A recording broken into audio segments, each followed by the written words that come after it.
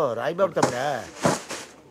Sir ఇది decorate చేసిన వెదవాడు నేనే సార్. బ్రెయిన్ తో పనిచేస్తున్నావు, దాంట్లో ఒక గ్రీన్ ఫ్లవర్ అయినా ఉందా? సార్ గ్రీన్ కలర్ ఆకులు ఉంటాయి సార్, ఫ్లవర్స్ ఉండవు. మాకు తెలియదు మరి. పని చేయమంటే మాత్రం వెర్రి మొహాలేస్తారు. ఇలాంటి వెధవలందరినీ పనిలో పెట్టుకున్నందుకు మా వాడిని అనాలి. టేస్ట్ లేదు, తొక్క లేదు. గ్రీన్ ఫ్లవర్ ఏంట్రా? Err flower. బయట ఉంటాడు, బ్యాక్ సైడ్కి వచ్చే ప్రతి యదవన్ నోటుకు వచ్చినట్టు అవుతున్నాడు. 36 కంట్రీస్ తిరిగి నాడికేం తెలుసు.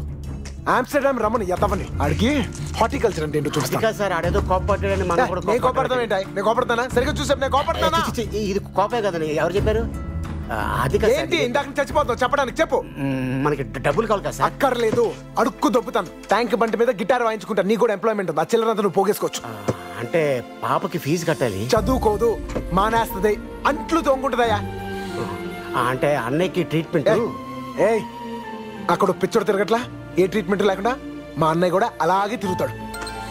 అంటే సార్ నువ్వు మూసుకుని వెళ్ళి ముందు ఆ బ్యాగ్స్ అది తీసుకురా. హలో నందు,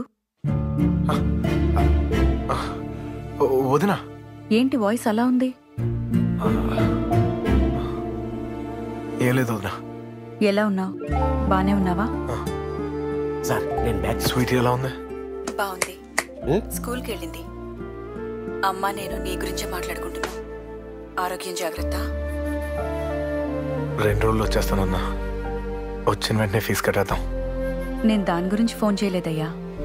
నేను మాత్రం దానికోసం వచ్చాను వదినా. సాయంత్రం ఫోన్ చేస్తాను.